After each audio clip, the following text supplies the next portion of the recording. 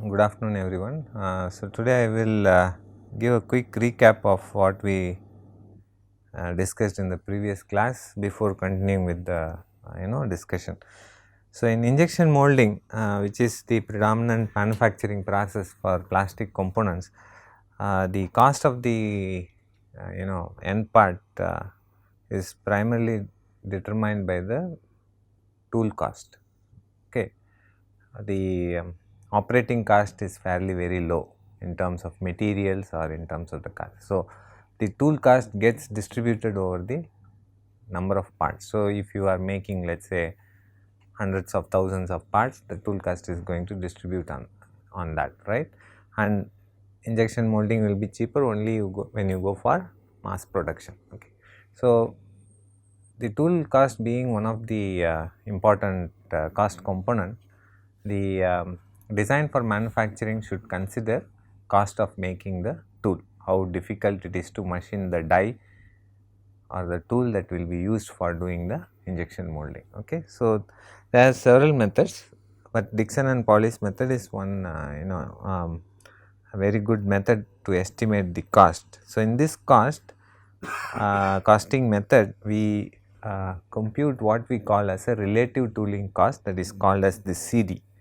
So, there is a standard component which is typically a circular disc as described, a 72 mm outer dia and 60 mm inner dia disc with 1 mm thick. The tooling cost of that is considered as a reference tooling cost, and the number that you get as a relative tooling cost is multiplied to that cost to get the cost of the tool.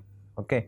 So, this is to take care of the fact that with time the costing changes, right, how material cost, the labor cost, everything changes, but as a method this is remaining the same. It is kind of normalized, the method is normalized over the current costs that will be happening. So, the relative tool cost is divided further into die construction cost and die material cost, and it is roughly 80% of die construction cost and 20% of the die material cost. The die construction cost itself is computed, or it is decomposed into a basic cost, a subsidiary cost and a tolerance cost. The basic cost is primarily based on the size of the component, how much machining needs to be done to take care of features such as the undercuts in the component, right. The undercuts are as an example, if I would like to show, if I am going to keep this part in the, as this is the mold closing and opening direction. Let us say if I am going to place the component like this, then the undercuts are all features that are transverse to this, which cannot be obtained in the mold opening and closing direction, because this hole, if I have to obtain in the mold opening direction, I cannot have a pin in the transverse direction, because when it will come out, the part will still be get stuck in the tool. So, you need one side action, right. You need to have features which can be retracted when I need to eject the part out of the mold block once the injection process is complete. So, such features are called as undercuts. So, something can be internal undercuts, something can be external. External undercuts are those that are available on the cavity side. If this is a part, the cavity side and there is a core side. Okay. The core side and cavity side are determined based on the location of your injection port from which the material is being sent. The port through which your injection is being sent, that is called as the core, and the other side is called the cavity. Okay. Typically the part will be in the cavity once the mold is opened out and it will be pushed out. So, there will be some ejector pins, and you will even see such kind of marks on the part in the plastic component, that if you closely watch, you will see some marks which are essentially the marks of that ejector pin ejecting the components. Still the material being slightly in a not molten stage, I would say, but slightly lower, but it is still deforming because of the ejection pins action, that the it will be that impression will be there on the component. Okay. So, the basic cost takes care of the part size, how complicated is your external and internal undercuts and so forth. And on top of that you have something called as a subsidiary cost, which is mainly the cavity machining. So, in the mold opening and closing direction, how much machining or details of the features you will have to introduce. Let us say I have this component in this orientation and I have to open and close it in this direction. You will see that if these features are there, then I will have to have them machined on that core plate or the cavity plate. So, these features have to come in the cavity plate if the mold is being opened in this direction, right. So, such features which are machined on the core plate and the cavity plate, they constitute what is called as the subsidiary cost. And finally, depending upon how tight you want the tolerances, what is the surface finish that you want, that is a tolerancing cost or what is called as CT. So, multiplying all this gives you the relative die construction cost, and then the material cost will depend upon the size of the mold block and the other basically the dimension of the component. Okay, so this is the basic. So quickly we will see the method itself, which we saw in the last class. The basic complexity is determined by this L, which is the largest dimension of the component.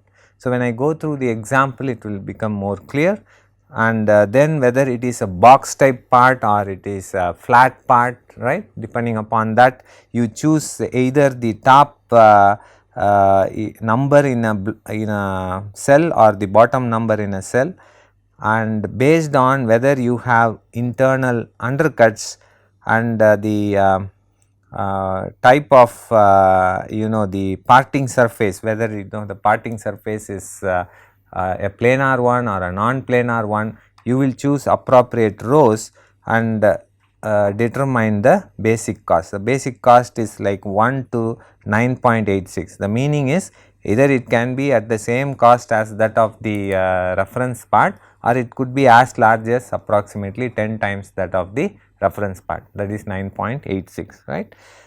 So, this slide helps you understand how to determine those numbers that are useful for determining the basic cost. So, the envelope of the part is used to find L, B and H, and L being the largest dimension is taken as the to determine the column in which you will see the numbers, and to determine whether it is a box or flat type, you will find L by H ratio, and internal and external undercuts are pictorially shown here, like internal threadings are internal undercuts, those that have to be machined in the core and or you need side action in the core side, and external undercuts you need side action on the cavity side, like whether from outside you need to retract or from inside you need to retract, so that you can take out the component, right. So, these things I will skip. So, these are just to illustrate part in one half, part in two halves, where is the parting line, whether it is non-planar parting line or a planar parting line and so forth. Okay. So, second one is the subsidiary cost. It can take a number from 1 to 2.15, and as I said, the subsidiary cost is mainly due to the machining on the core plate or the cavity plate. Lot of these type of bosses, like if you take this example component, if this is the mold opening and closing direction, as I can see that there are no parting lines here, the parting line is actually the top surface itself. So, that means this part is actually in one half. In the CB computation, this part is actually in one half, it is not on both halves of the, and this is your the core side and this is your cavity side, and all these features that you are seeing, these ribs, these bosses, right, they all have to be machined on the core plate, the one that comes from the top, right. This is the mold opening and closing direction. So, all these features that you are seeing, that have to be machined on the core plate. On the cavity plate, it's fairly very simple, maybe some little bit of machining is required, but all of this constitutes the subsidiary cost or what we call as the CS, right. So, that could increase your mold cost from that is 1 to 2.15 times of the basic cost of making the mold, that is what is the meaning. So, how do we determine? So, we determine what is the complexity of these features that needs to be machined, like how many rib clusters are there, how many bosses are there, whether they are circular or rectangular. Depending upon that, we introduce what is called as a penalty. So, this is a table that gets the penalty information required for you to compute how difficult is to machine the features. So, you have lot of types of features like bosses, holes, depression, rib clusters, and side shutoffs and so forth, and depending upon that you get the total penalty, and based on the size of the component, the largest dimension L, you determine based on the penalty value whether it is low cavity detail, moderate or high cavity detail, and then you determine along with the external undercuts, how many external undercuts you are having, you can determine what should be the multiplying factor for the subsidiary cost. So, 1 to 2.15. So, this is what we discussed in the last class. So, we will continue with the tolerance costing. Okay. See, the tolerance costing is the cost that is incurred to get certain type of tolerance and finish, okay, that is required on the part. The finish on the component is both determined by the material, that is whether it is ABS or PP and so forth. Like ABS gives you very good finish, that is why all these kind of components which are mostly used in appliances and where aesthetics is important, you try to use like housings of very many components, you use ABS as a material. So, finish is a property of both material as well as the finish on the mold surface, right. So, first thing you need to have the finish on the mold surface, next the material also should help you achieve that finish on the final component, right. So, depending upon the level of accuracy that is needed, the tolerances that are needed and the finish that is needed, it can increase the mold manufacturing cost, because several times manual buffing or operations may have to be done, so that you can achieve those finishes. That will increase the cost. So, it approximately increases the cost by about 15%, that is what it shows. So, how do we determine this? So, there are some standards, so specified by SPI, what is called as Society for Plastics Industry. They have classified the finishes into several categories, as you can see in this picture. So, you have these categories. Okay. So, A1 to D3. So, A1 means it is grade 3 diamond buff finishing. Like that you have for each type what is the process that is required to achieve that kind of a finish. So, if you do a dry blast with glass bead, you will get D1 finish and so forth. So, the finish quality increases as you go for the processes from D3 to A1, and that means the cost of the process increases if you specify A1, and if you specify say some C3, then the cost of your mold will be less. Okay.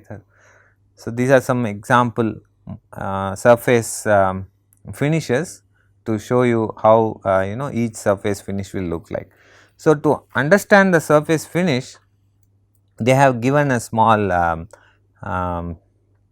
sample machined surface. So, you can see that this is A3 So, this is A1, you can see this is the diamond finish, you can see how reflective, based on the reflection of the surface you can see, and this is say by some sand blasting with certain particle size, you will get this kind of a D3 finish. So, the quality of the surface finish increases, as you can see, from D3 to A1. Okay.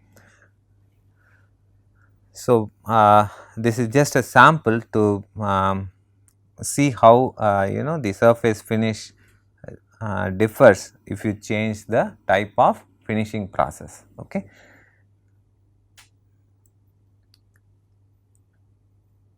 So, from 1 to 6 the surface finish is classified SPI 1 to 6. All these processes are mapped to the surface finish 1 to 6, and then on the columns you can see the tolerances. So, if you need commercial tolerance, you choose the first column. If you need tight tolerance, you choose the second column.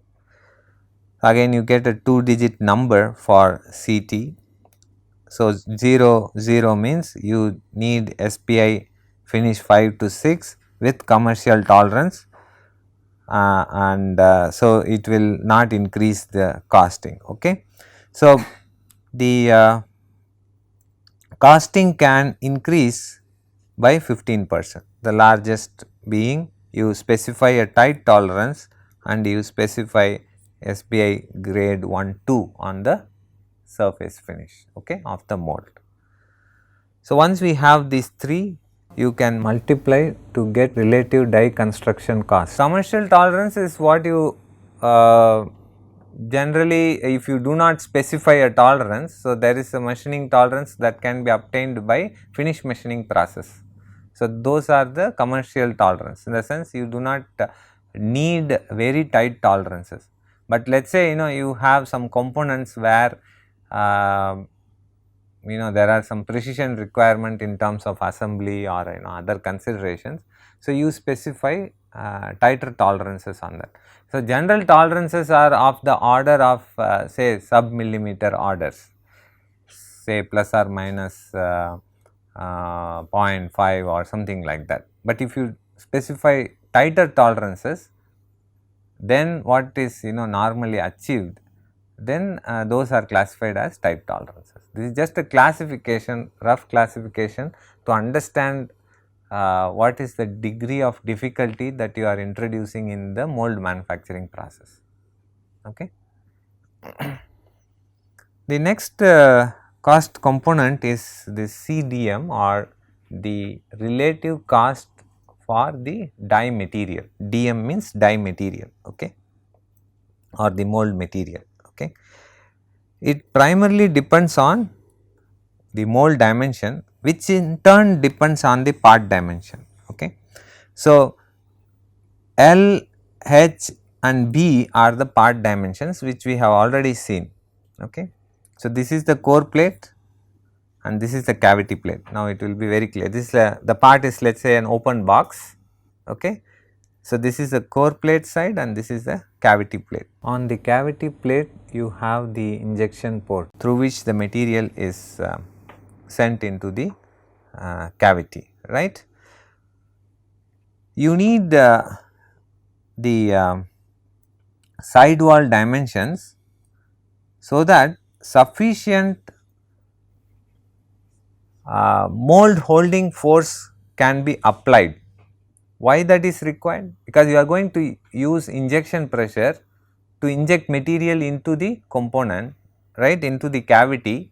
So, you do not want the material to come outside, it has to go into the intricates smaller, because typically these parts are very thin. Plastic components are like 1 mm, 2 mm thickness. So, through those gaps you have to push through the plastic, you have to inject that. So, that means you need to develop injection pressure. So, you need to also put sufficient mold holding force, or you need to be applying that force, and in order that the mold will withstand that, you need to give certain dimensions. Otherwise, over time what will happen? It may start cracking, it may start wearing out very quickly because of excessive contact pressures that are developing in the process, right. It has to withstand several million cycles of this the mold operation.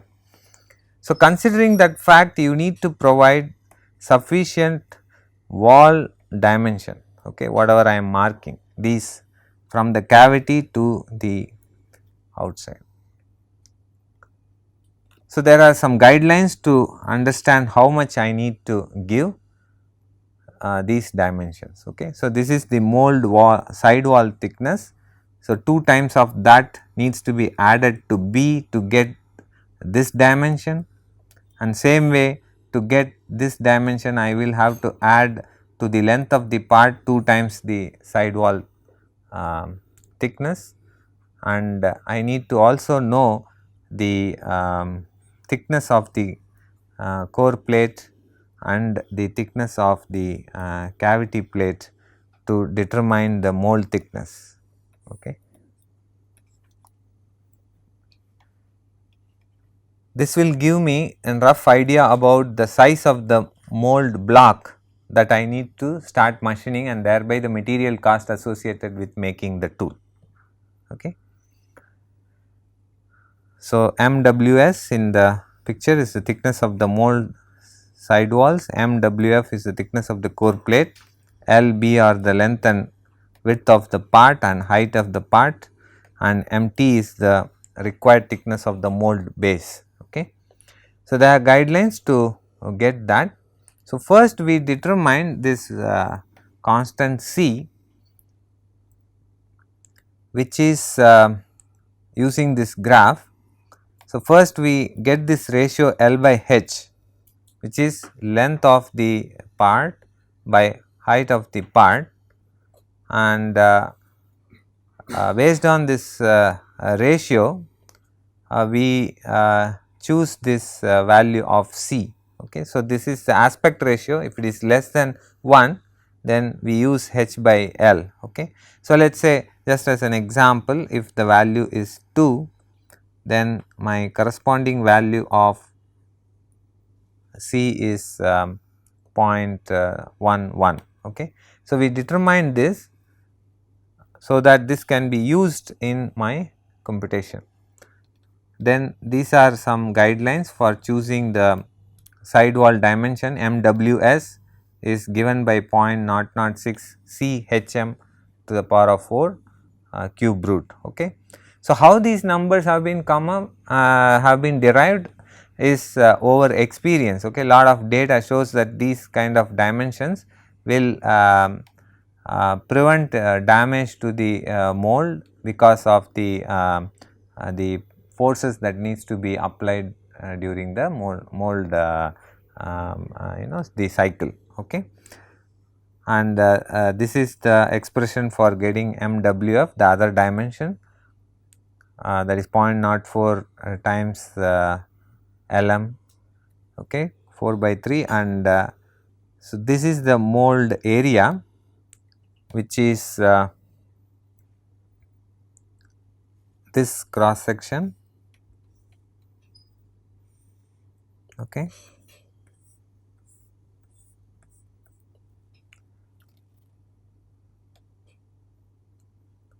And then MT is the thickness of the mold. So, MA into MT will give you the volume of the mold block that is required. Okay. So, based on this MA, the relative die material cost is determined using these graphs. Depending upon the thickness of the mold, you can choose one of these graphs. Okay. If your thickness is lying between any two values, you could choose appropriately by interpolating this graph. Okay. Say if my projected area is 100, so this unit is in 1000 mm square. Okay. So, if it is 100 into 1000 mm square and your mold thickness is 25 mm, then your relative material cost is say roughly 2.8 or so. Okay. So, these graphs help in determining the relative die material cost. Okay. So, I will take one small example. It is a very simple example to quickly understand. Okay. Say in this example, the longest dimension of this part is 100 mm. Okay. So, other two dimensions as of now is not necessary for me. So, relatively, so this is my h, this is my w, this is my l. Okay. So, the longest dimension is 100 mm, and we can see that this is not a flat part, it is a box type of part. So, I choose that attribute. So, there are about some 9 to 10 attributes that I need to understand or get the values before I could employ this method. Okay. Faces with internal undercuts. So, there are no internal undercuts and there are some external undercuts. So, like here I have some holes to be made or some slots. So, these are the faces with external undercuts. It is a planar dividing surface and peripheral height is also constant. Part is not in one half, because if part is in one half, the depth may be too large. So, sometimes I will place part in both the halves. So, in this example I am placing the part in both the halves. Cavity details are very low, I do not see much cavity details, that is cavity details are the details in the mold opening and closing direction. Okay. And the undercut complexity is not extensive, and surface finish requirement is normal SPI. This A3, there is also this grade A3, if you remember, is not a very tight surface finish requirement. Okay. It's finish is required, but not too high. Okay. Tolerance commercial. Okay. So, for these values, if you see the basic cost, if I try to determine the basic cost, so it is a box type of part with L equal to 100 mm with internal undercuts, no internal undercuts, and external undercuts are only one. Okay. So, with these details, if I see what is the basic cost, I will just go to the basic cost table.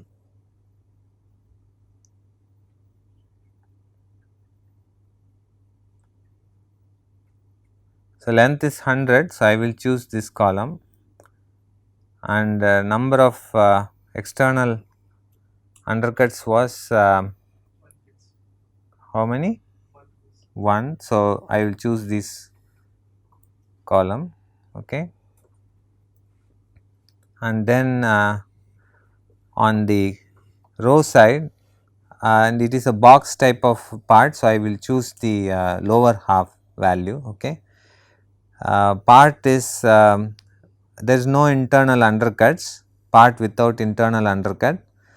Parts where peripheral height from the planar dividing surface is constant and part is not in one half. So, I will choose this value. Agreed? 2.09, because this is a box part with the maximum dimension 100 mm, number of external undercuts 1, and parts without internal undercuts, peripheral height is constant and part is in one half. So, my basic cost is 2.09. Okay. So, this gets multiplied by the subsidiary cost. So, we do not see that there is too much of cavity details. So,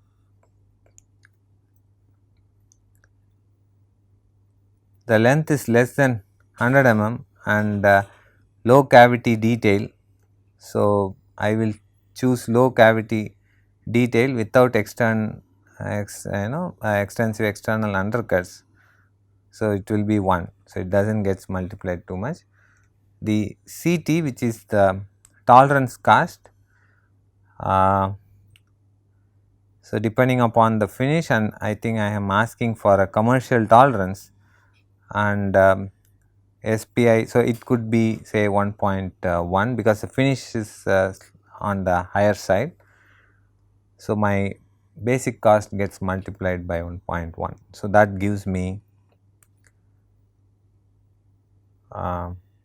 this 2.123, which is the die construction cost. Then in the same way, my die material cost is obtained as 2, and these two determine the total relative die making charge, which is 2.1, and based on the cost of making the standard part, the mold for standard part, that is multiplied by this factor 2.1 to get this value. Okay. So, this is an example which was illustrated in some work. We will see one actual case now, or with one example we will take and illustrate this.